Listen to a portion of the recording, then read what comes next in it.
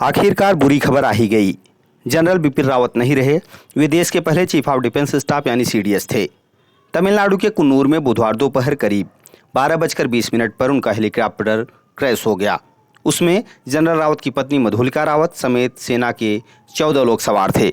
हाथ घायलों को गंभीर हालत में वेलिंगटन के मिलिट्री अस्पताल में ले जाया गया था, जहां से करीब 5.5 घंटे तक खबर आती रही कि जनरल रावत और उनकी पत्नी समेत कई जवान बुरी तरह से घायल हैं। लेकिन फिर बारी बारी सबके मौत की खबरें आने लगी।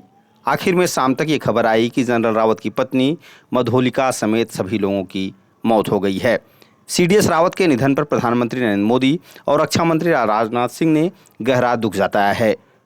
प्रधानमंत्री ने ट्वीट के लिखा है कि जनरल रावत बेमिसाल सैनिक थे, सच्चे देशभक्त थे और उन्होंने हमारी सेनाओं के मॉडर्नाइजेशन के लिए योगदान दिया। उनके जाने से मुझे गहरा दुख है। रक्षा मंत्री राजनाथ ने कहा कि रावत का असमय निधन देश और सेना के कभी पूरी न होने वाली क्षति है। इसके साथ ही राष्ट्रपति, तमाम क्रिकेट के खिलाड़ी, गीतकार, संगीतकार, शिक्षक, वैज्ञानिक समेत देश भर के तमाम लोग उन्हें श्रद्धांजलि दे रहे हैं। एक बार हम नज़र डाल लेते हैं कि हेलीकॉप्टर में कौन कौन सवार था।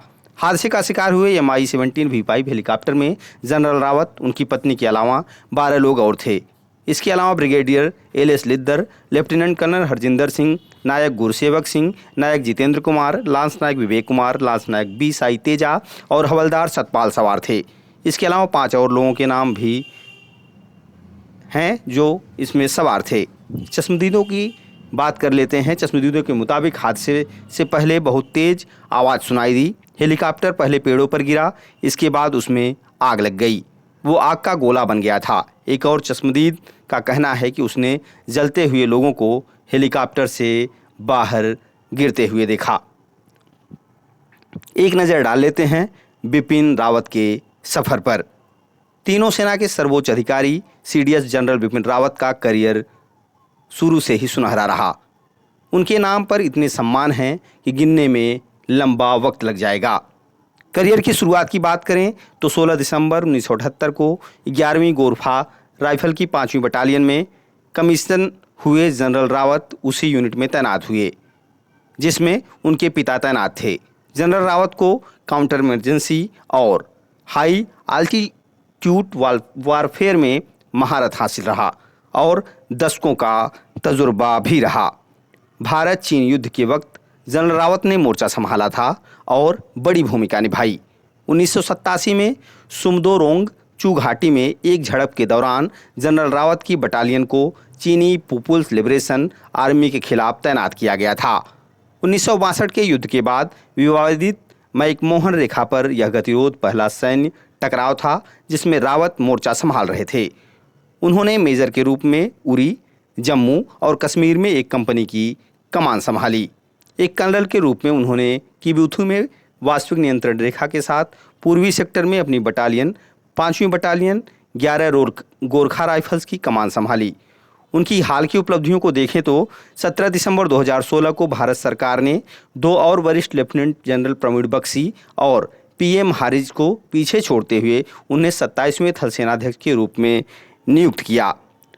उन्होंने जनरल दलबीर सिंह सुहाग की रिटायरमेंट के बाद 31 दिसंबर 2016 को 27वें COAS के रूप में सेनाध्यक्ष का पदभार ग्रहण किया। General Rawat field marshal Sam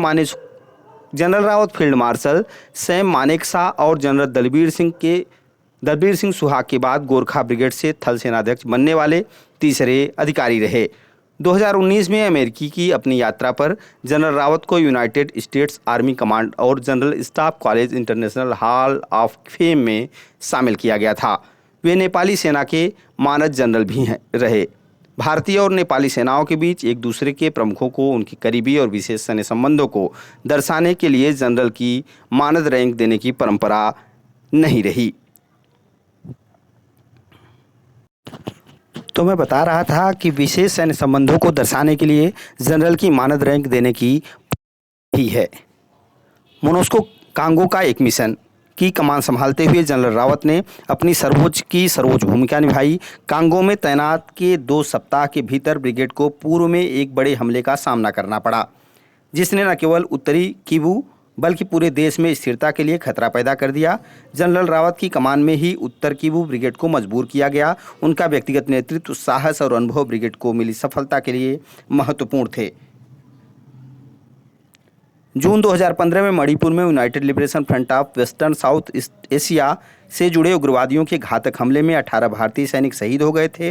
भारतीय सेना ने सीमा पार से हमलों का जवाब दिया, जिसमें पैरासूट रेजिमेंट की 21वीं बटालियन की इकाइयों में म्यांमार में NSCN के बेस पर हमला किया। दीमापुर स्थित कोर के संचालक नियंत्रण में 21 पारा था, जिसकी कमान तब रावत के पास थी। उनकी कमान में की गई कार्रवाई सैन्य कार्रवाई में सबसे अहम स्थान रखता है।